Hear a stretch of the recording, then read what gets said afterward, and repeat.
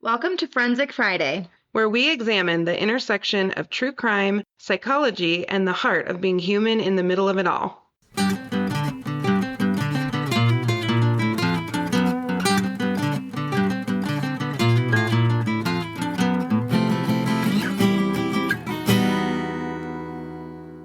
I was thinking about this the other day. I was like, why is acting so hard?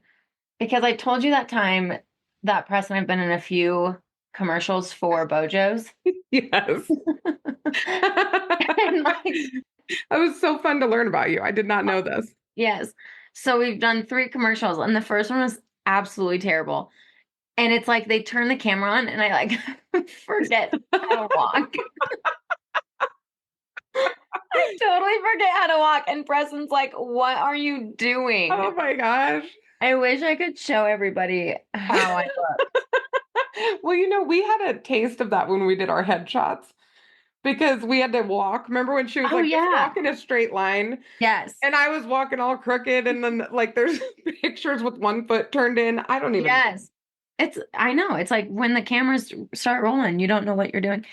And then there's this one part in that same commercial where they're like, okay, talking to Preston, like, turn your head as if you're like, oh, there's Natalie. And he just whips his head. So it's like anytime.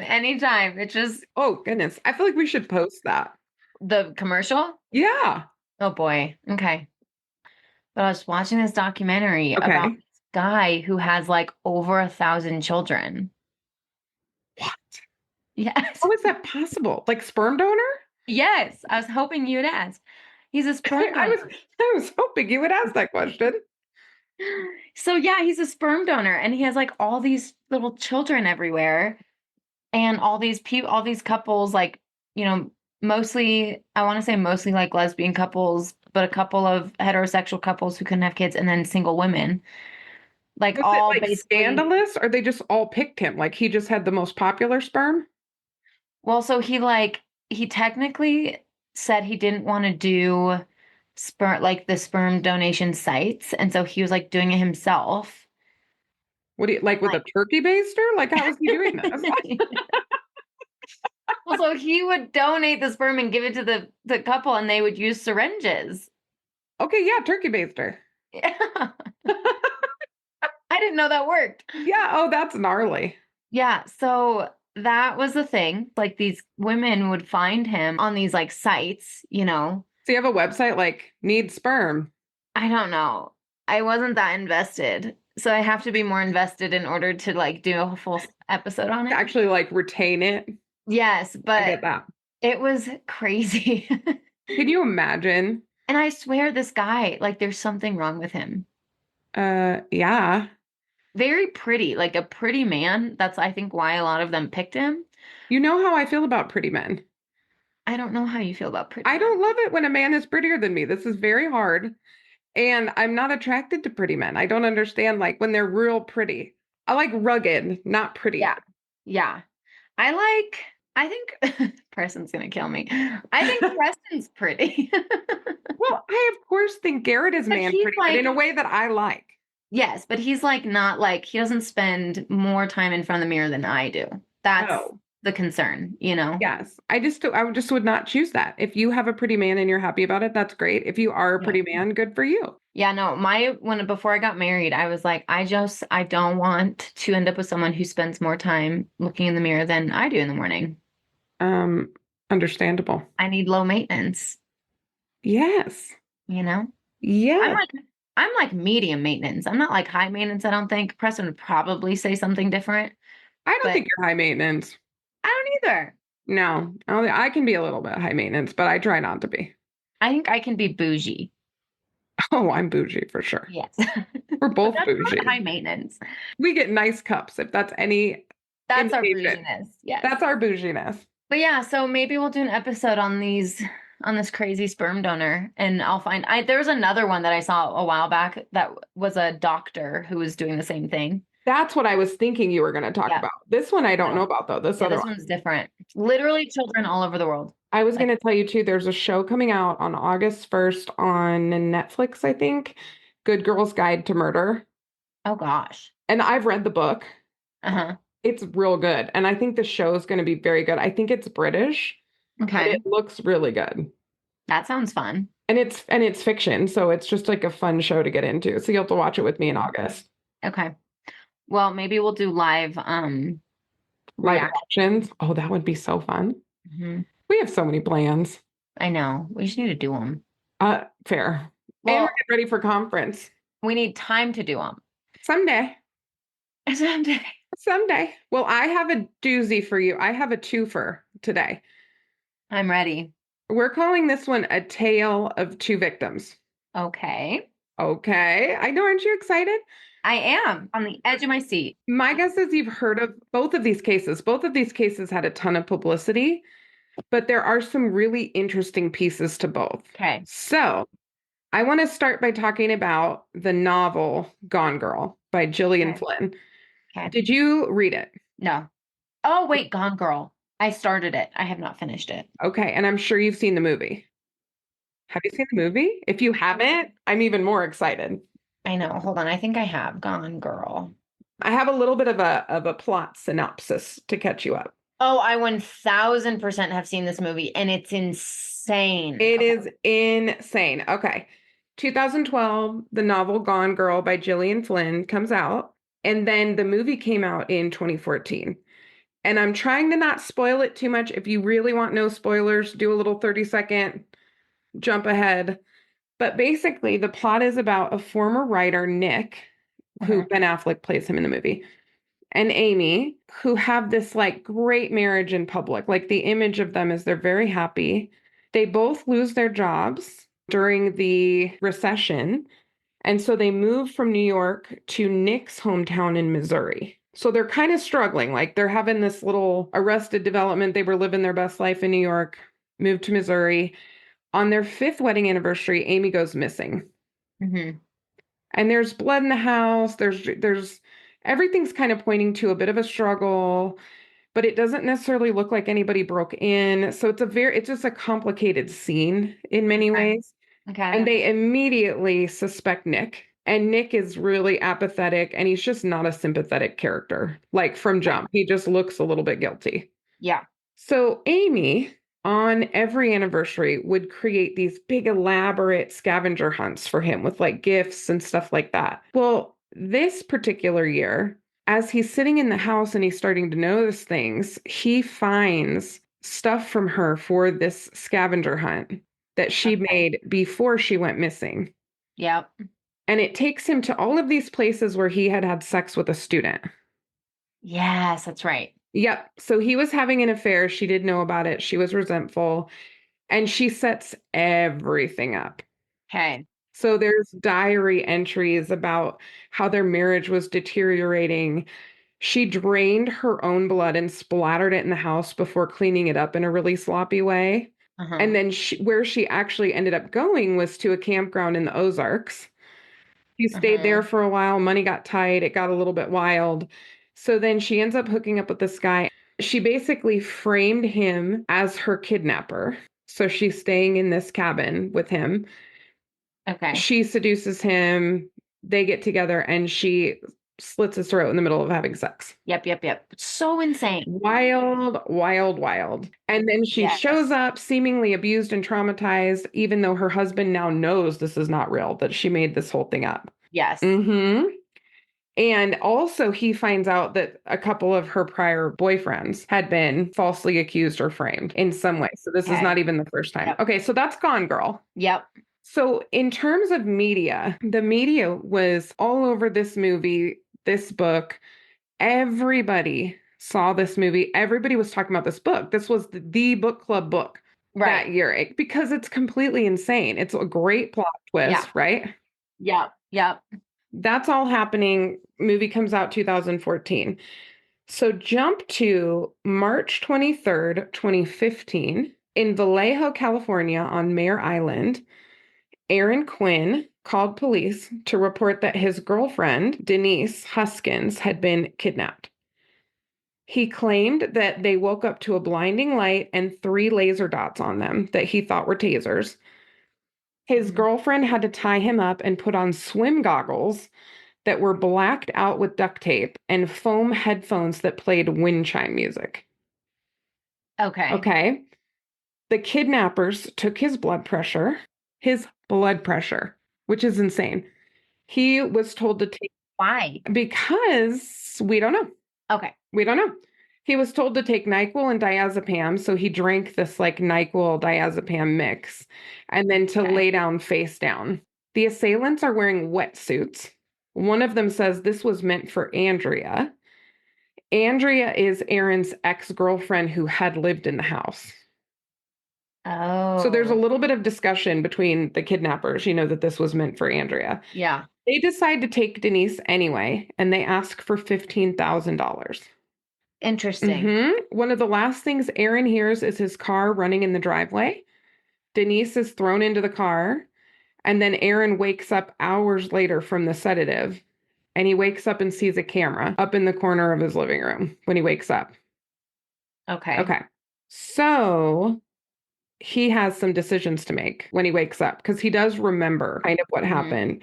And he believed he couldn't call 911 or they would hurt Denise. Then he gets the email from the kidnappers demanding 15,000 in cash. They email him, Okay. which that's Yeah. wild too. He ultimately decided to call 911 because he figured we're in a really bad position, like we need the police, right? And he trusted the police to help. The police interrogated Aaron and wouldn't let his parents see him when they went to the police station after learning what happened. He gave the police honest answers, even telling them that they drank 4 beers and a cocktail together the night before the kidnapping and that they were having some issues because Aaron was still working with his ex-fiancée, Andrea. So Andrea, Denise, and Aaron all work as physical therapists in the same rehab unit in the hospital. Okay. So there's this huge search. Everybody's looking for Denise. Detectives begin accusing him of killing Denise and disposing of her body immediately. They interrogate him for 18 hours. Dang. Yep. The kidnapper's trying to reach Aaron, but the police put his phone on airplane mode. Oh my gosh. The police start coming out with, he's under suspicion. We're interviewing the boyfriend, blah, blah, blah. So then the kidnapper emailed the San Francisco Chronicle saying that it was real and suggesting that the police should apologize for not believing Aaron. What? 2 days later, Denise is returned home and she had been dropped off in Huntington Beach near her parents' home. Her story was that she was raped twice, drugged and blinded, but police immediately accused them of orchestrating a hoax. They label her the real Gone Girl in the media.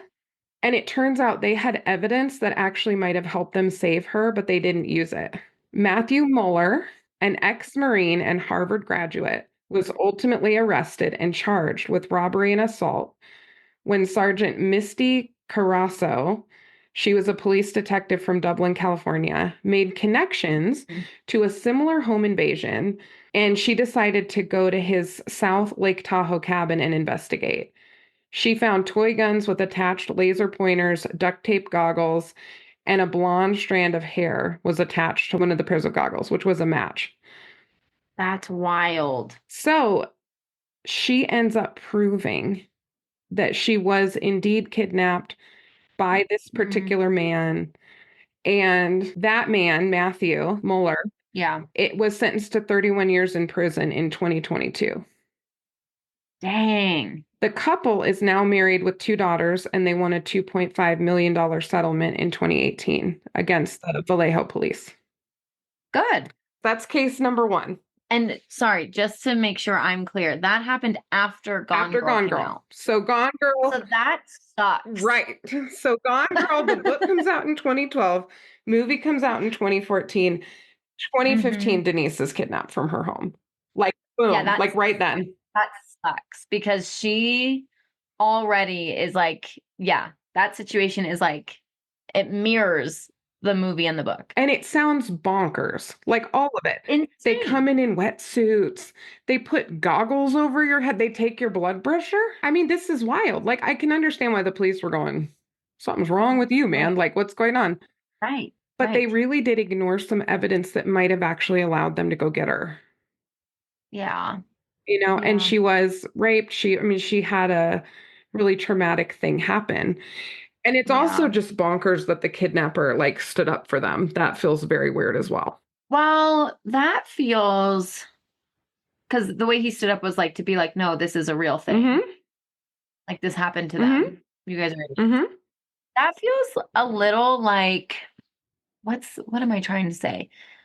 Not narcissist, but kind Like of. maybe he was trying to Like, get some fame or clout. yeah, like it's like children, Mhm. so they want the attention, and if they don't get attention from being good, they're gonna get attention from being bad. Why do you think he didn't kill her?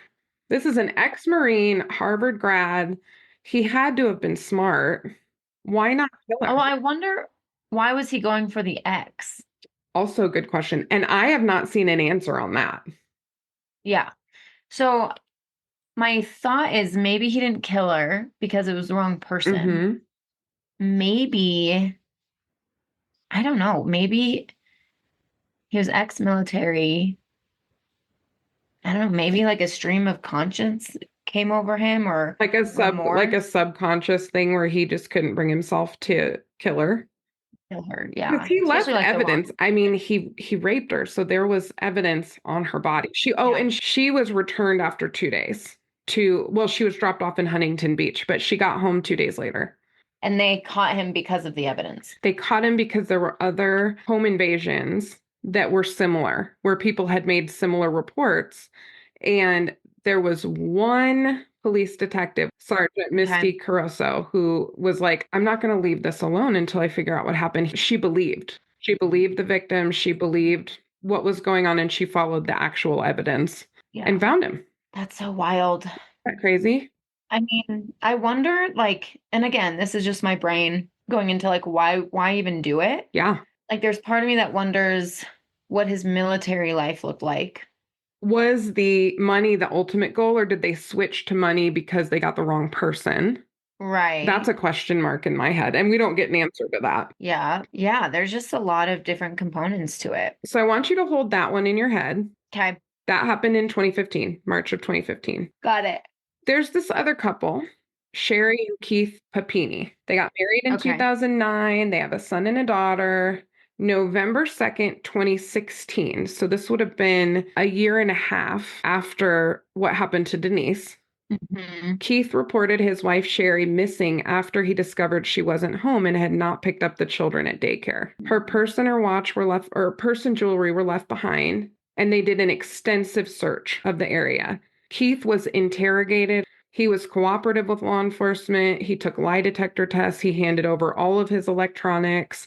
He was like, we have to find her. I mean, that was really his whole thing. And he didn't really deviate from that. I think he's a Hmm. little bit of an interesting person, but we'll get into that. Mm. There was some blonde hair found down the road, wrapped in her headphones with her cell phone. Okay. Hmm. So the police are all over Keith. They're interrogating him, all this stuff. 22 days later, on November 24th, 2016, Mhm. she was found by a driver, covered in bruises, bound by restraints. Her blonde hair was cut to her shoulders. She had a brand on her shoulder and Hmm. male and female DNA on her body and clothing. Her story was that two masked Hispanic women had forced her into an SUV at gunpoint and she was held captive. That was her whole story. And she talked about these two women she kind of called the big woman and the little woman. And the big woman was mean and abusive and aggressive, and the little woman was a little bit kinder, and the little woman ultimately let her get away. That was the story. So two women kidnapped her is what she's saying. Yeah, I know, right? Well, my honest thought right now is like that didn't happen. Well, it's interesting because this case happened when I was home with Mac. Mac was a newborn. And Okay. he was about a year old. So I was still kind of up at night and all the things. Hmm. And I Hmm. remember when this first kind of hit that she was missing. And Hmm. people were just wildly concerned. I mean, it was huge news. And the fact that she turned up 600 miles away with all of these injuries, Hmm. when she turned back up, I think people were like, oh my God, this is a miracle. A miracle. Right. And she was bound. She had chains on her arms. I mean, it was just crazy. Okay. So Keith, gets his wife back. They had a Mhm. GoFundMe that raised $49,000 for the family. And he was just elated, so happy. But then he's like, some parts of her story weren't lining up. Okay. And he doesn't know what to do because he's like, some of this Just is like weird. And she's, yes. And we just got all this money. yes, and she's acting every bit the part. The abused, traumatized, kidnappee, Mhm. right? Mhm. Her story's relatively consistent, but there are just some things that feel off. Right. So in the course of all of her therapy, all of the investigation, she kept drawing houses. Like she would try to draw the space where she was held, and she would draw the Okay. closet that she was attached to. So there was like a chain around her waist that was attached to this closet, and it was a very specific way that the closet was put together. And she kept Okay. talking about that over and over and over again. So eventually, the investigators, through DNA, through looking at these drawings, and the husband was relentless. The police kind of let it go. The husband Okay. wanted to find the people responsible. That was really Right. where he was coming from. In Right. doing that, though, he ended up helping the case. And here's what they found. Oh no. Buckle up, hold on to your butt, as I like to say. So she and her ex-boyfriend had prepaid cell phones that they used to communicate with each other since December of 2015. So they had been communicating on like burner prepaid phones for almost a year. Wow. Yep. Okay. And so you can actually see video of them in the room together, Keith and Sherri in the room as the investigators start to share this. And she Oh starts my getting gosh. twitchy, right? And they show Uh-huh. a picture of this layout and this room in her Okay. ex-boyfriend's house. And they're like, look, this is the outline. This is what the closet looked like, all of these things. And she's like, it is different though, and her husband's going, it's the same. They found him. It's the same. Like he's getting all excited. And she's like, but it's, might have been a little different. Like she's like It's hedging her bets. Yeah. oh my gosh. Okay. Okay. They end up sharing with Sherri and Keith. Hey, Sherri, we know. We know what happened. We know that you were with Mhm. your ex-boyfriend for Mhm. those 22 days. Oh We've my spoken with God. him. This is where you stayed. And the boyfriend admitted to police that she hurt herself repeatedly while she was there. She even had him help her with the brand. I forget what the brand said. I could look it up, but had him brand her. And they found on her electronics, she had looked up a branding kit with letters, which is What's insane. her name? Sherri Papini. That's Isn't that insane. crazy? Okay. Yeah, even seeing it's helpful when I like look these people up because then I can put a face to a Well, and story I mean, she looks brutalized. Her nose is broken. She has bruises everywhere. I everywhere. mean, she was beat up. And they talked about in the documentary that I watched, but also in some of the articles that I read, all Uh-huh. she wanted when she was found was, I just want my husband. I don't want to talk about it, blah, blah, blah. So when they're in this room with investigators, Uh-huh. and Keith is ecstatic, and she's kind of like, I don't know, it's kind of similar, blah, blah, blah. Well, then the investigators are like, well, do you want to hear all that we have? And she's kind of like, well, no, this is just too hard and it's over now and blah, blah, blah. And I'm like, mm-hmm. So they Yeah. lay it all out. Keith pulls away from her, obviously. He was very upset. He pulled away from her. She tried so hard to get back together with him. She tried to Mhm. seduce him. She would just pursue him. They showed text messages. It was just constant over and over and over again. She really Mhm. gaslit him into still spending a little bit of time with her. But then when she Mhm. tried to seduce him, that was it. She was like, this is so sick. Like, what is her? That's the last thing he wanted at that point. He was just so like in shock. Right. And so and granted, this is like 2022. Yeah. So they lived with him knowing things were weird, but not knowing he like couldn't put his finger on it for years Yeah. before all of this came out, before they started putting their finger on everything. So in That's March of 2022, she was arrested and charged with making false statements to federal agents and mail fraud. 1 month later, she pled guilty and admitted that the kidnapping was a hoax. Wow. She tried to tell friends that he was controlling and abusive. This defense did her no good because the evidence At was who so was strong her at her husband? husband. What a Oh, I jerk. know it. I know it. And, I think even her friends were like, eye roll, right? Yeah. So she was sentenced to 18 months in prison and she was released in early 2023. Okay. Now, part of her restitution is she had to pay back 30 grand she got from victim compensation funds, which you and Yeah. I, see clients, see victims who have access Hmm. to these funds. So I'm really thankful she has to pay that back. She should pay back every penny Hmm. of that. Yeah. Keith filed for divorce and sought custody of the children, and she has supervised visitation currently.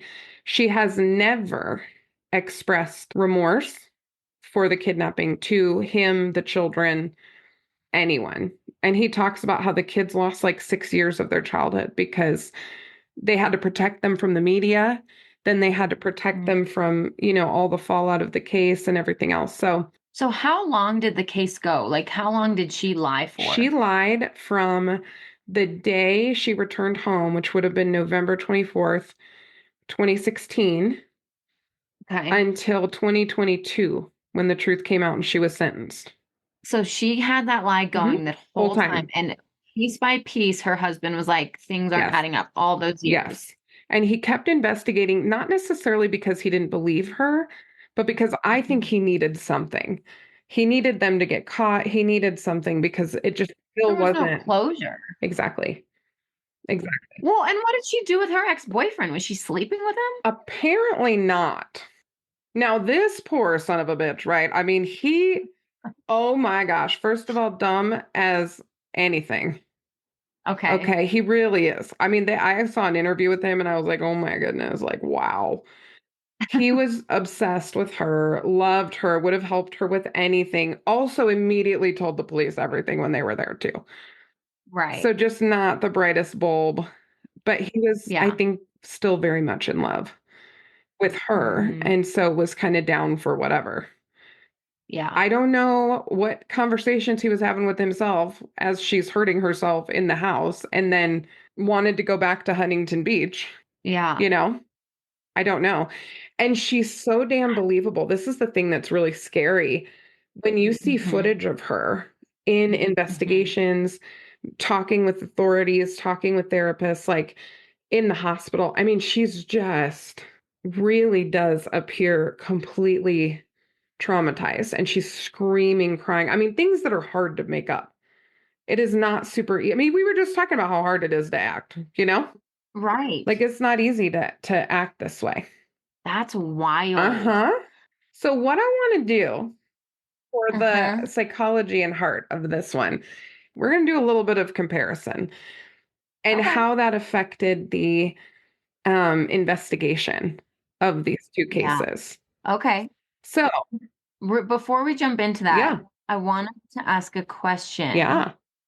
I mean, I'm like looking at her photos, her and her husband. They're like a beautiful couple. Mm-hmm. She's like very pretty.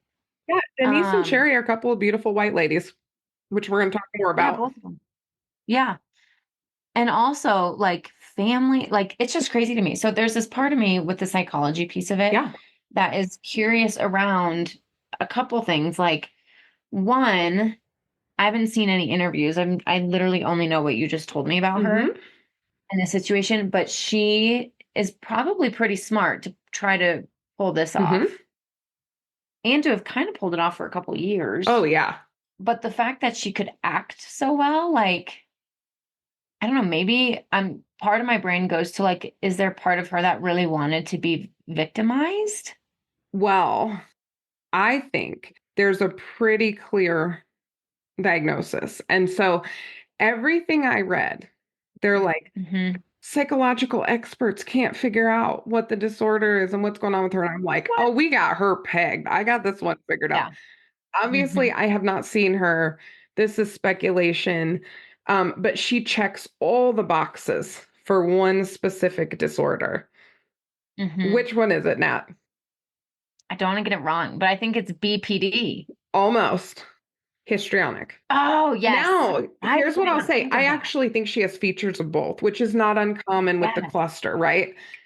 Yep. Narcissism, borderline, Yep. and histrionic. They share a lot of features.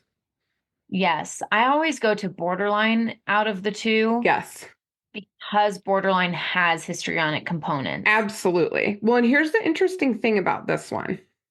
But she does fit more of the She fits the histrionic. histrionic, and it's She not does. common, okay? Hmm. Not super Hmm. common. It's 1 to 1.8% of the general population. It can be as high as 5% in clinical populations. And they're Hmm. they're thinking it might be a little bit higher than that 1.8% even in the general population. But let's do a quick breakdown of histrionic personality disorder because I think y'all are going to agree with me when I get done. Okay. So here's a definition of histrionic personality disorder. Chronic, enduring psychiatric condition characterized by a constant pattern of pervasive attention-seeking behaviors and exaggerated emotional displays.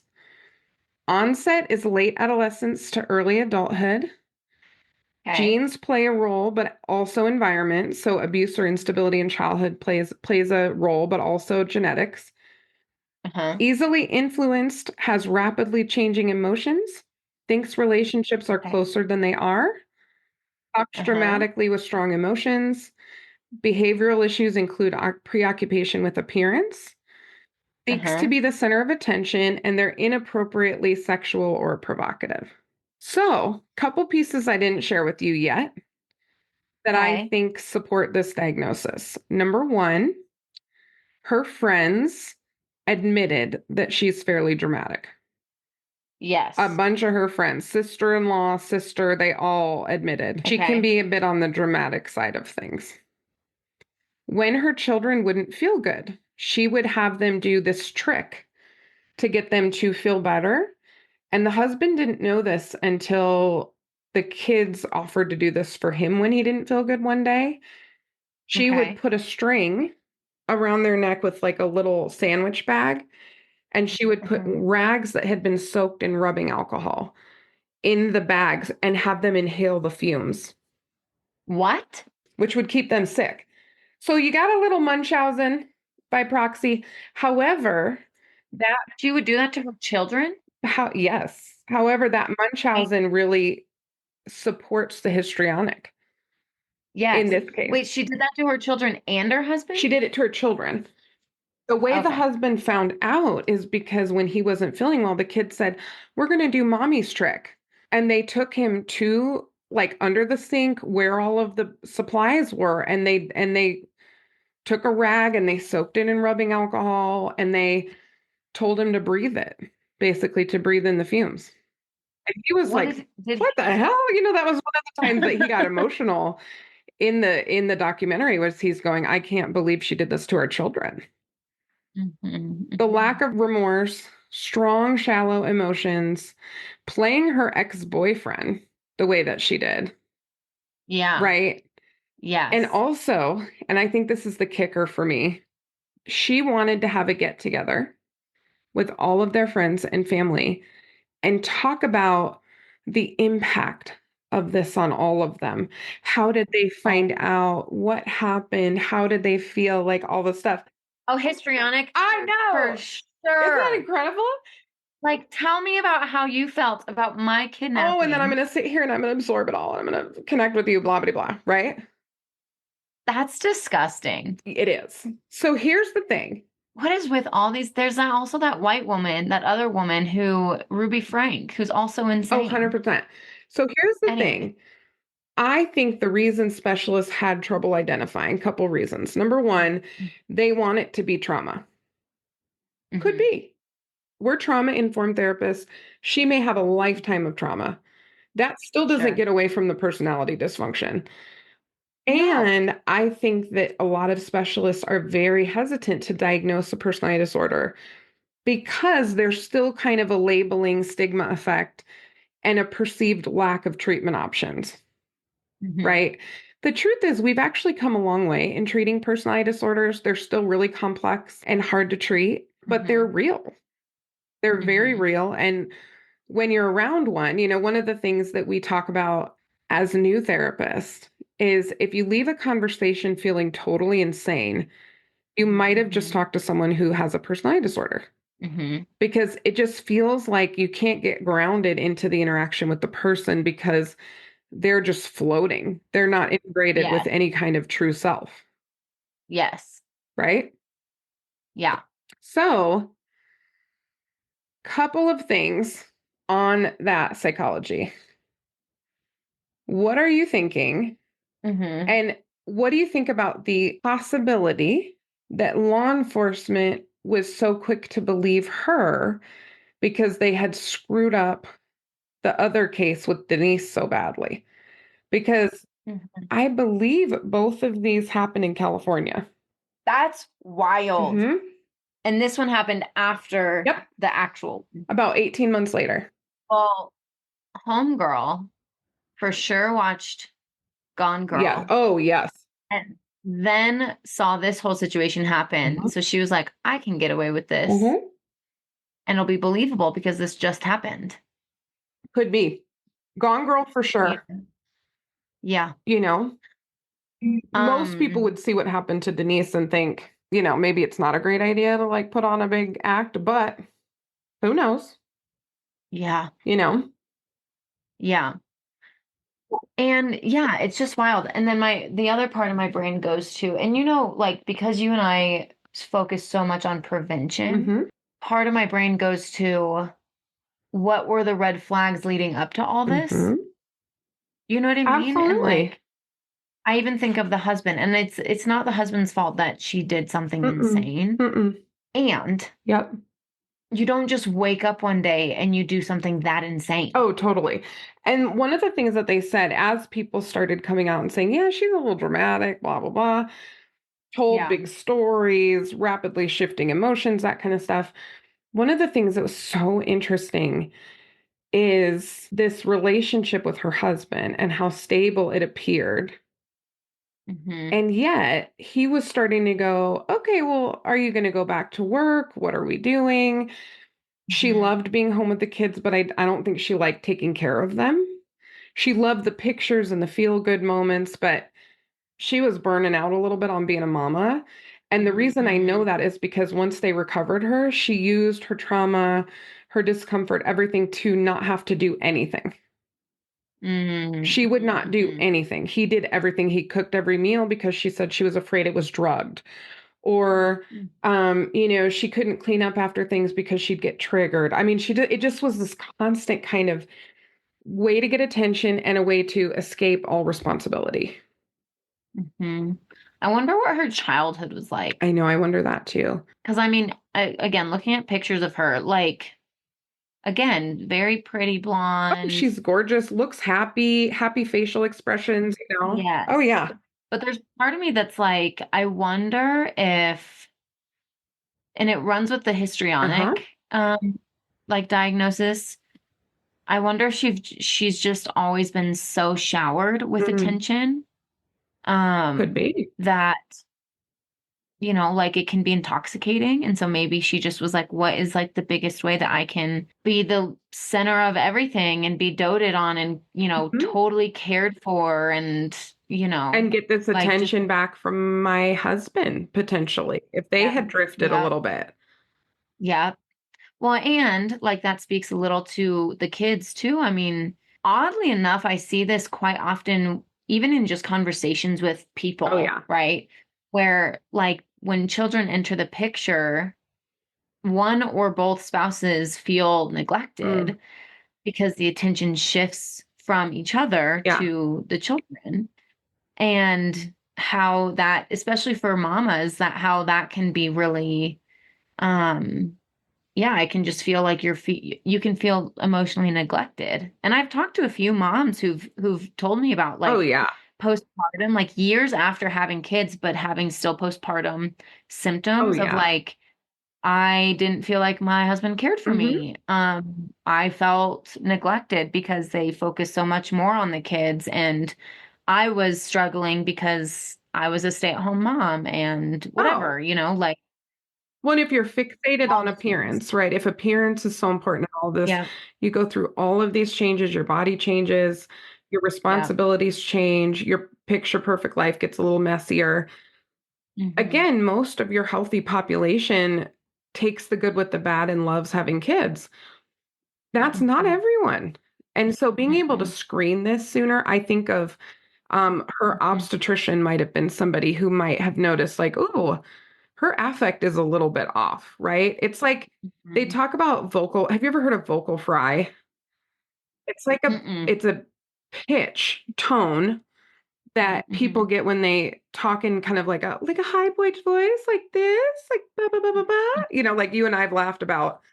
We neither of us have those voices. Like one of our clients goes, Right. "You sound like you smoke a pack of cigarettes a day or whatever." I'm like, "Okay, thanks for that. That was great." We don't smoke at all, Yes. but thank But we you. don't have vocal fry in the sense that we're not talking in this kind of almost hesitant, question Hmm. marky way. That's not how we communicate. She Hmm. communicated that way for sure, almost a little babyish. Hmm. Hmm. And that is interesting to me too, because that actually is a marker for me when I work with Hmm. women that something's up, Yeah. right? I've even had friends like this before where I've actually sat down with them like, what the hell's going on with you? Your voice is different. Sometimes they're in an abusive relationship. Sometimes they're just putting on a Interesting. front to hide something that's going on, but there's always a reason for it. I've never had it be an authentic part of somebody's personality Yeah. ever. It's like, is an example like when you're like, how are you? And they're like, I'm really good. Like that. Amazing. Yeah. Okay. I'm so good. Like that, Oh, yeah. right? Okay. Okay. It's the whole thing. Like we aren't supposed to speak in question marks at all times. Hello, what's your name? Janine? Like that's weird. Right. So I think that there were probably some I'm signs. gonna have to watch Oh this. yeah. I think there were some signs that she was struggling. Our Mhm. postpartum screening is better than it used to be, but they usually use like the Beck Depression Inventory. I Mhm. remember in my postpartum appointments after Mac, they would do the Beck Depression Inventory with me. And I'm like, no, no, nope, nope, nope. Mhm. Because I'm not prone to depression. They didn't ask me about my anxiety, though. That was Right. off the charts, right? And I, Yeah. of course, told Yeah. them because I love my doctor and I'm honest with her. But I think Yeah. we miss a lot of women because we're not as familiar with those symptoms. We think postpartum always looks a certain way and female mental health always looks a certain way, and it doesn't. Yeah. Now, psychology for Miss Wild. Denise. I want to shift gears a little into her. So here's her history of healthy relationships, strong support system. She was voicing boundaries with her boyfriend about how he was continuing to work with the ex girlfriend. And they Okay. interview the ex girlfriend actually, which she's kind of a trip. She was not my favorite. But even she Yeah. said, like, yeah, we could probably still be together. Like, I think he'd still be with me. She had cheated on him, the ex-girlfriend, who, when the kidnappers were like, this was meant for Andrea, Andrea had cheated on Aaron. Okay. And that's why they broke That's why up. they broke up. So understandably, Denise was feeling a Why were little they going for tender her? about them working together still, that the three of them were right. Right. But that's a healthy woman. Healthy woman goes, hey, I'm not sure about this dude. Like, I don't know that I like this. Right. And Right. they weren't having rip roaring, scary fights or anything like that. But even the boyfriend admitted that to police. Like, we were kind of trying to work this out. This was kind of hard. The fact that she was labeled the real Gone Girl by the media just kind of breaks my heart because there were no signs that it was fabricated beyond the Hmm. fact that it was just a hard to believe story. Hmm. Hmm. Aaron and Denise's stories were consistent the whole time. And Aaron was Hmm. fully cooperative with police, even though he felt mistreated by them. Hmm. Let's talk about the police. So there's Hmm. this thing called confirmation bias.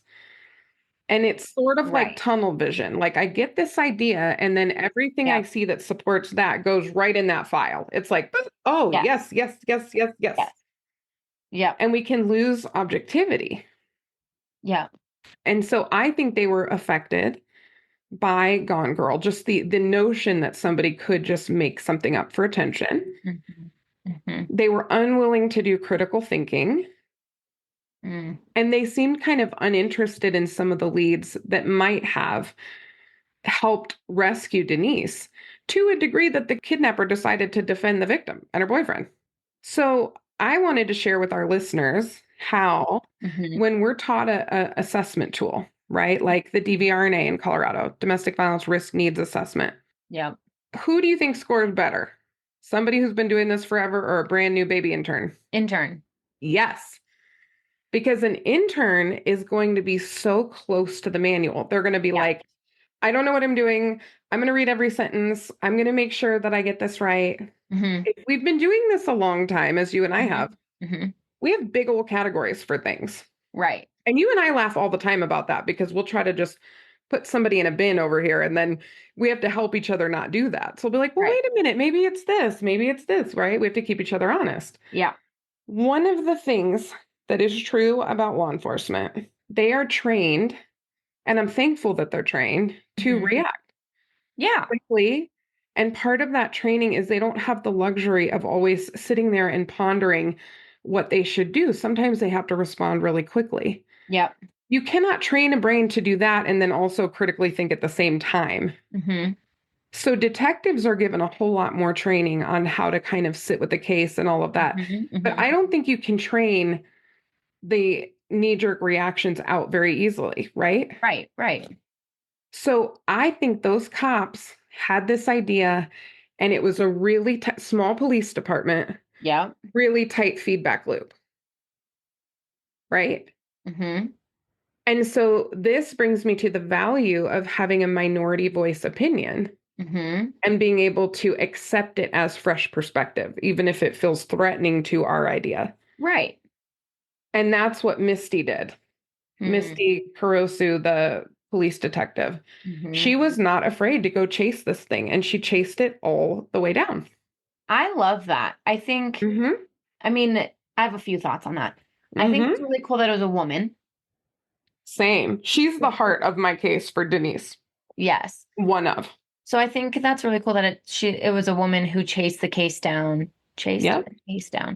and like believed the victim, because if they didn't have anyone doing that, like, I'm Mhm. guessing mostly male cops who were involved in the case were Oh, yeah. just so sold on this other narrative Yes. that they might have not been in the position that they're in, where they have kids and they're married now and all of that, like there Absolutely. might not have been that redemption without someone being an advocate for them.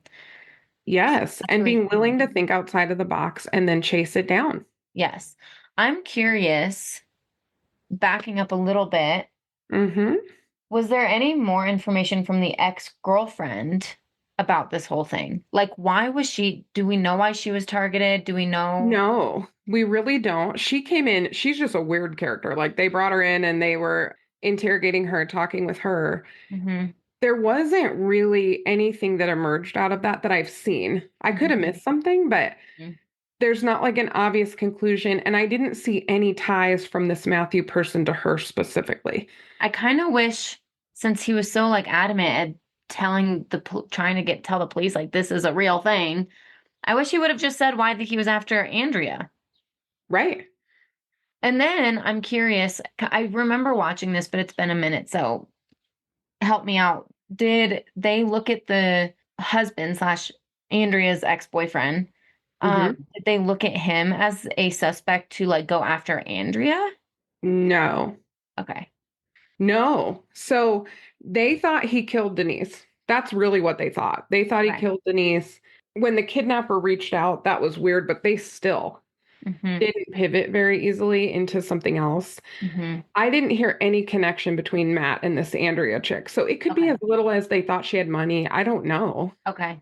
No known connection that I could Okay. find. But she's a quirky bird though. I mean, if you Yeah. see her in the just a little interesting, I Yeah. would say. Yeah. And remember Denise, and I forget how long they'd been together, Denise and Aaron, but not a super long time. They weren't married at the time. When they did get married, Sergeant Misty was at the wedding and they got emotional. Misty got emotional, and Aaron and Denise got emotional talking about her and what she meant to them. That's cool. Because imagine trying to live the rest of your life with being branded a liar in the media that you Yeah. made this whole thing up, like how Yeah. awful that is. Yeah. Also, I want to say victims don't lie very often. That's just the truth. Mm-hmm. So, what I don't want a takeaway from this to be like, this is pretty common and victims lie for attention and blah, blah, blah. They just don't. I mean, this is an outlier case. Mm-hmm. There is very little typically Mm-hmm. good for a victim when they come out with abuse. They Yeah. have to fight a narrative that they're not telling the truth, that it was their fault. That's baseline for victims. What's unusual about this for Sherri is she was immediately believed. Yeah. Even though she turned up on Thanksgiving and all this stuff, it was weird in some ways that she wasn't raked over the coals like Denise was. Right. So interesting. Well, I feel like she wasn't raked over the coals because of what you said earlier. They got it so wrong the first time, so they're like, Yeah. there's no way that we can like do that again Yes. and get it wrong. Yes. But then they got it wrong. But then they got it wrong, which is a little bit why this is Oh. kind of an awful case, but it's a little bit funny in a way that way. Yeah. I think all victims should be believed until and if there's ample evidence to question their story. Yeah. And even then, I would have patience and proceed slowly because I just think 9 times out of 10, there's some truth to it. There's something going on that's not safe. Yeah. Sherri's just truly like a 1%er Yeah. person with a personality disorder and just had this whole insane thing happen. And that's why there's documentaries about her, Yeah. Yeah. Yeah. right? Did you watch the one on Hulu? So for Denise, I watched American Nightmare, Yep, I've seen and that then one. I watched The Perfect Life. Okay. Yep, on Hulu for Sherri Papini. And then I read a bunch of articles about her case Yeah. because the diagnosis piece, I wanted to know a little bit more. Yeah. The heart for Sherri, I have a Mhm. few things.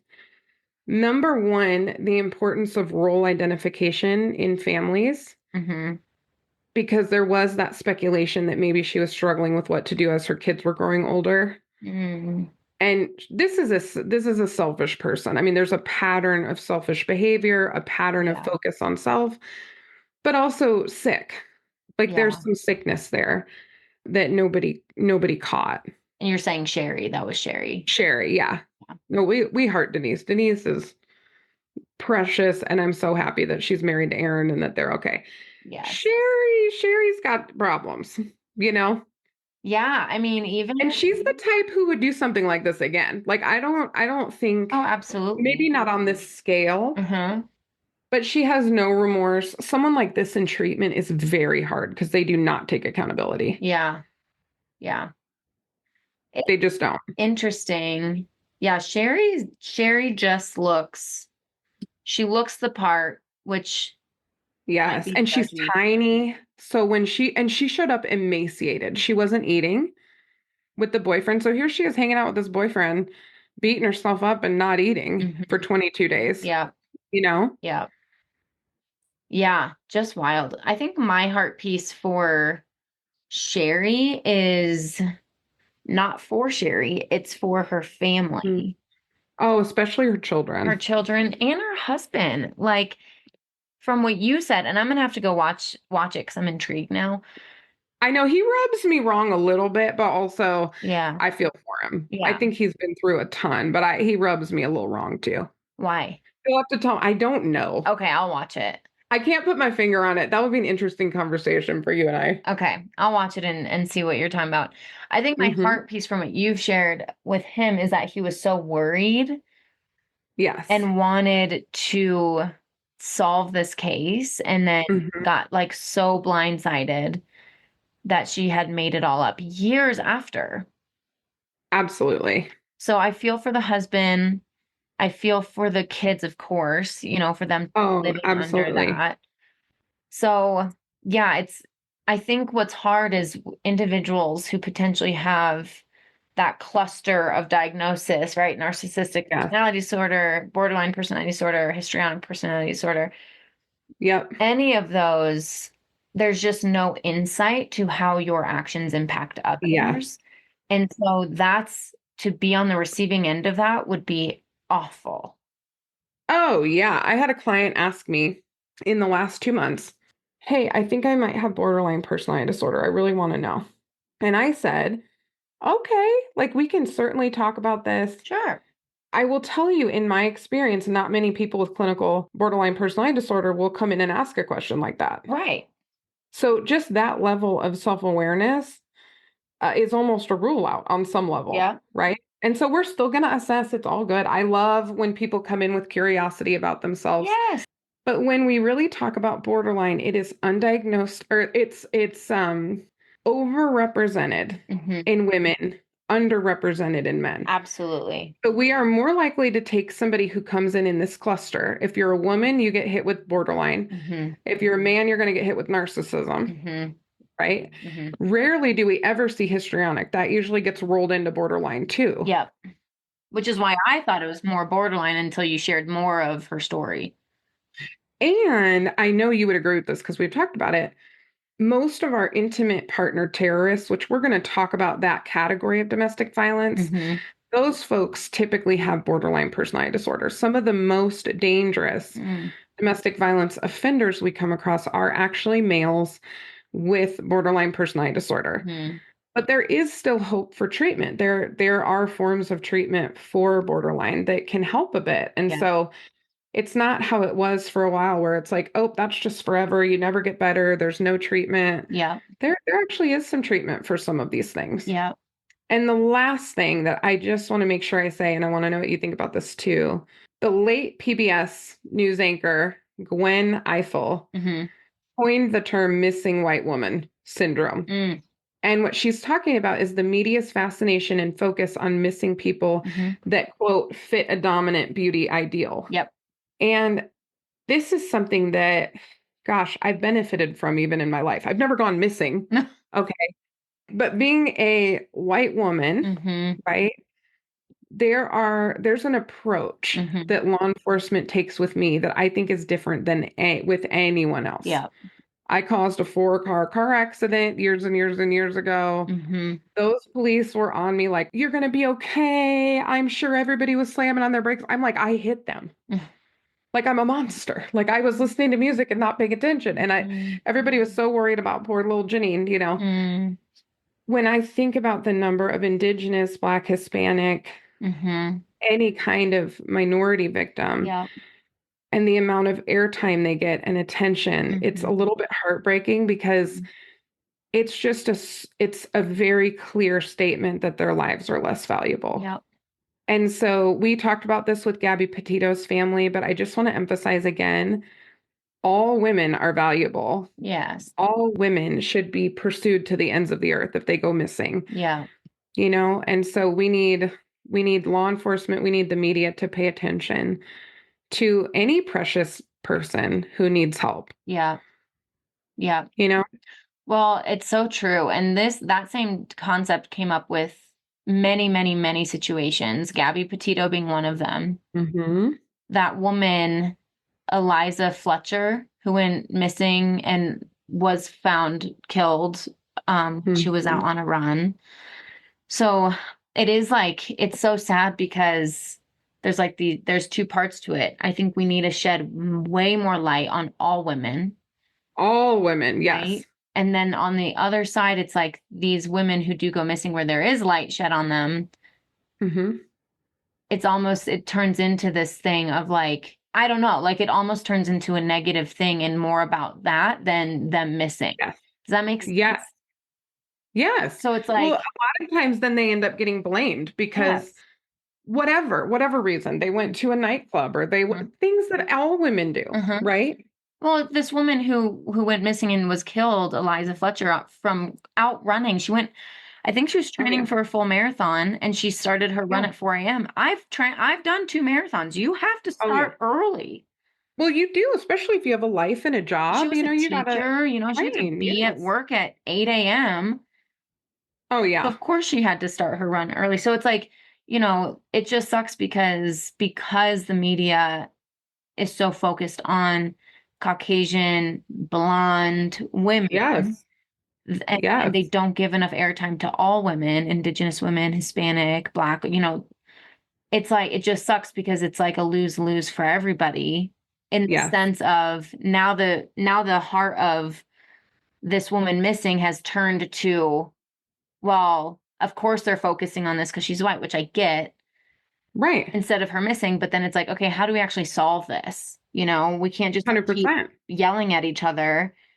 We actually just need to go and advocate for change in the system, which you and I do. Like you Absolutely. and I attempt to do. Oh, absolutely. But I think it's just worth saying that here's a case Hmm. with two Hmm. white women back to back Mm. that got all kinds of media coverage. In And I have to think to California. myself, how many women went missing in the 18 Mm. months between Denise and Sherri's Hmm. case that we never even heard about? Hmm. So Yeah. this is a crazy one. You got a 2-for-1. I thoroughly enjoyed it hearing about both cases. Denise, I'm so glad that her and her husband are good and they're Yep. safe and they're, working on, I'm sure, their emotional health and Oh, yeah. healing. And Sherri's batshit. Yeah. I mean, that is where we Sorry. are. We got to hope she gets some DBT and some real good psychiatric support, Yes, yes, yes, you know, and that the husband protects the children, you know, yes. So, well, thank you for these cases. 100%. I got you, girl. All right. Well, We will see you soon. Bye, forensic friends. bye. I'm Janine. And I'm Nat. And as always, thanks for listening and join us next week for more crime, psychology, and heart.